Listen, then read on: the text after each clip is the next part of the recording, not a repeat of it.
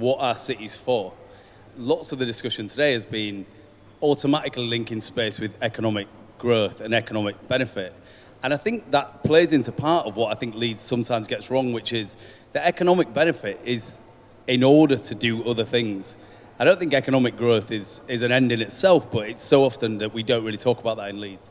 So I'm often in meetings where people feel forced, I think, to tell you what culture will bring financially.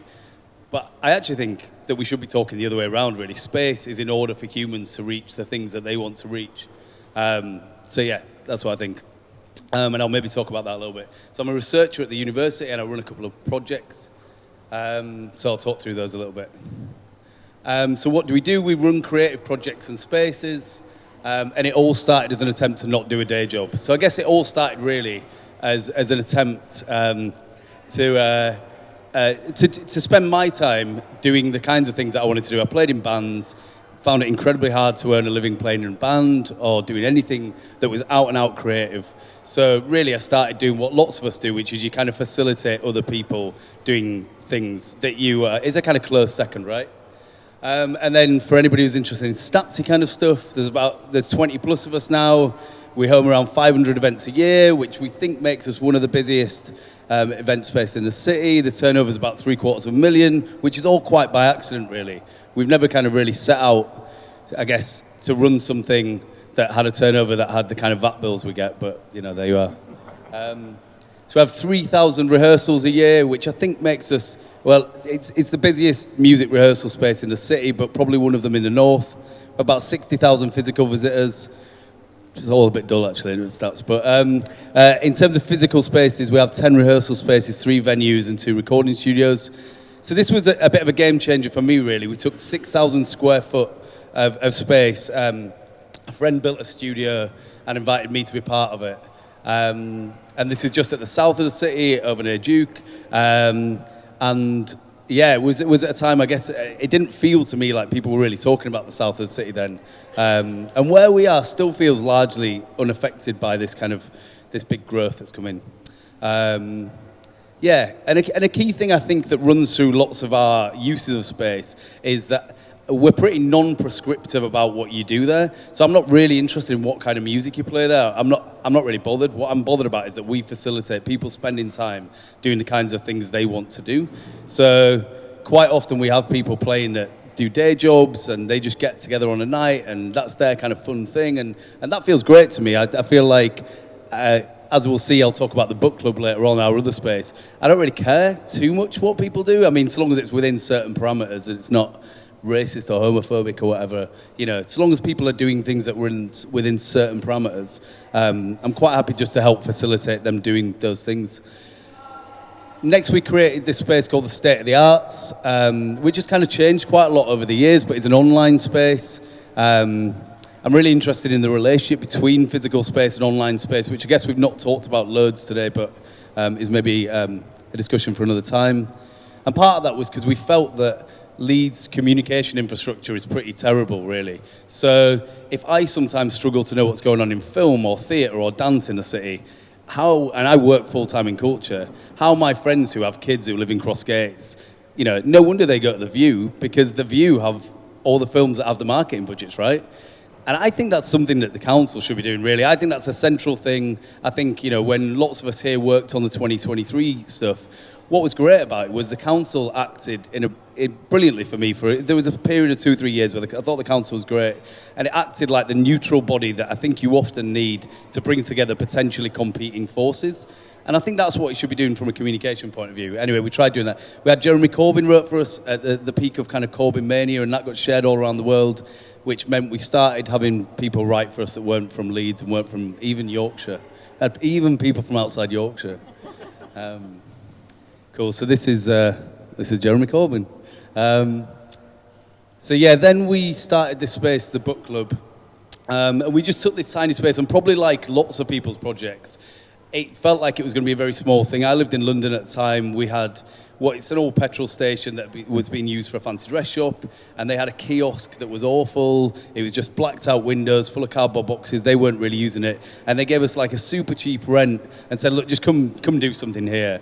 And at the time I was living in London, I'd been to Tokyo and Berlin and New York and various other places, and I kind of felt that culturally, the whole world was kind of, there was this kind of very globalized view of culture that Leeds wasn't representing very well. I mean, especially in Hyde Park, to have all those young people there. And Hyde Park Corner felt exactly like it was when I lived in Woodhouse 10 years before, which I found incredible, really. And one of the key things I think that we try to do is just make space as easy to use as possible. So you asked the question, Dan, earlier about who gives away free space. And I feel probably some of the tensions that lots of people here do really about that. I feel that it's important that people who can pay do pay for things that are communally good for the city, but we regularly give away free space to people who can't afford it. And I think that's, lots of people here have talked about kind of communally minded businesses, and I think that's the benefit that you get maybe when you have people that come from a city or at least live in a city, which you maybe don't get when cities are overrun by people that have control over space but don't really spend any time there. So this is what it looked like. This is actually a little bit after we'd taken the space, because there are light bulbs that apparently the energy efficient people want us to take out. They're so pretty. But yeah, it was just a bit run down, really. And this is it in the summer. And I think part of my interest in space, really, or in the way that we think about space, is that lots of the energy to make it look like this, and I think it looks quite vibrant. If we go back there, it's not like I've made that happen, right? We all collectively have made that happen, but lots of what's made it happen really is making it very easy for people. Like, I don't even know whose clothes they are. I mean, whatever, we literally put some furniture in a car park, and people are like, yeah, cool, let's sit out. But I think having that trust in other people, lots of the aesthetics of the place, really, it develops over time because we're kind of open to other people contributing. And this looked more funny on a laptop because it filled the whole of the space, but it doesn't look very funny now. Trust me, it was funny. But this is the thing that we found, really, is that the more we just responded really easily to people that were like, look, I DJ in my bedroom, can I come do something at yours? Or I want to do an art exhibition. The more we were just like, yeah, cool, come do it. We suddenly found that lots of other people wanted to do things. And that really made me think that there was some kind of space issue going on in that area. I mean, it's crazy how little space there is to say there's, 80,000 students in the city. I mean, it's crazy. And now I think what you see, and this will be the same of everybody's organisations, I'm sure, but I see lots of people popping up and doing nights and doing things in other areas of the city at a much more developed point. But they came to us saying, look, we just DJ in the house. Can we just do it in somewhere public? And I think it plays into, like you said about green space, there's just a lack of space in the city where people can kind of get together quite easily with other people, unless they're consuming, unless you're buying things. So yeah, to move on a little bit to what drives us, I guess the central thing is ideas. So probably like most people here, you kind of inspect your environment and you think, well, what could be better by this? And there's a guy called Karl Popper, I don't know if anybody knows him, but he basically says this is what all life forms are doing, really. They're inspecting their environment and they're seeing what could be better. They make attempts at making it better, and what they're left with is a new environment, and then this cycle goes round. I'm really keen on trying to help people unlock space and resources in order to earn a living from things that they enjoy. So with all of our staff, I'm really keen. We have regular chats about where they're going. They're all kind of early 20s, so it changes every week. But yeah, I think really when we talk about space and resources, we ought to be talking about what do humans want to do with their lives, really. And too often, we actually just say, well, look, if we open up this space, we could create this economic benefit. But it's like, well, what's it for? And what's it for especially when I don't know too many really well-off people. So we can create millions and millions of pounds of extra economic benefit in the city, but we have to talk about where that's going. I have this real faith in creating welcoming space, and that's what the book club and Eiger tries doing.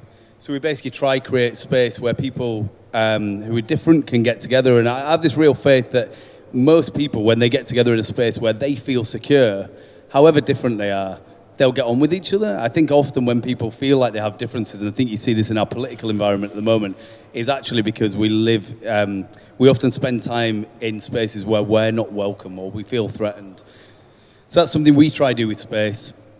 I think that people quite often know what they want to do, but they lack the space to do it. And this kind of comes into this next point, which is about how high the penalty is when you fail. I think, I grew up in East Leeds, and for most of the people I grew up around, it's just not really an option to take a space. Like even like the ones that I've taken, I've really built up over years putting on tiny events to get there. But for most people, they can't really take a space, right? Lots of people, to lose £1,000 running an event would be a massive deal. So if you end up in a city where only a small proportion of people are able to use public space, you will end up reproducing that public space represents what that smaller amount of people need and want. I try and make sure the staff and the team are kind of encouraged to help the shape. This is my 2-minute one. So yeah, try to make sure the team know that we're collectively building something. And of course, it needs to fit in with the local area. And so the approach that I use, which is probably the leading alternative to GDP, is this thing called the capability approach. And the capability approach says, when you're judging the wellness of an individual or when you're judging the wellness of a society, what you need to ask is, what are the kinds of things that people can do and be? So what are the kinds of things that Jack would like to do, and how well does Leeds make that possible? So, you see this used in global development quite a lot, but I think you can use it, all day long in cities. And it really challenges this idea that economic growth is an end. And it basically says, look, it's a means to an end. And you have difficulties if you attempt to explain everything in economic language, right? So a property developer can tell you all day long, and this is not anti-property developer, I know and like property developers, but they can tell you the economic benefit of what they're going to do. But say something like you do, Emma, like if you have to put into economic language, that's going to be difficult to talk about, what play and creativity bring to people, right? So it automatically places the upper hand in basically in the hand of the person that is bringing the economic benefit. And I think you often hear, I was talking with Eve earlier on about how culture has been placed in the economic policy of the city. And I think it's been embedded in the economic policy of the city. And I think this is really troubling, because I think what we're saying there is culture is important because it's economically important.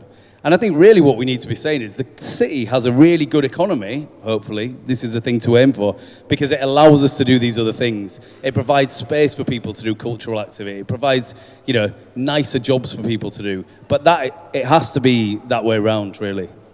So what I'm interested in when we think about space is how do we use space to expand what people are able to do and be?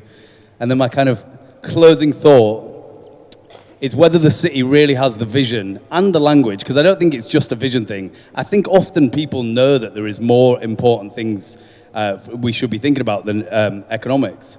But I think often we just don't have the language to put that into action. So that was something I found from my engagement with lots of people in the city. So thanks a lot.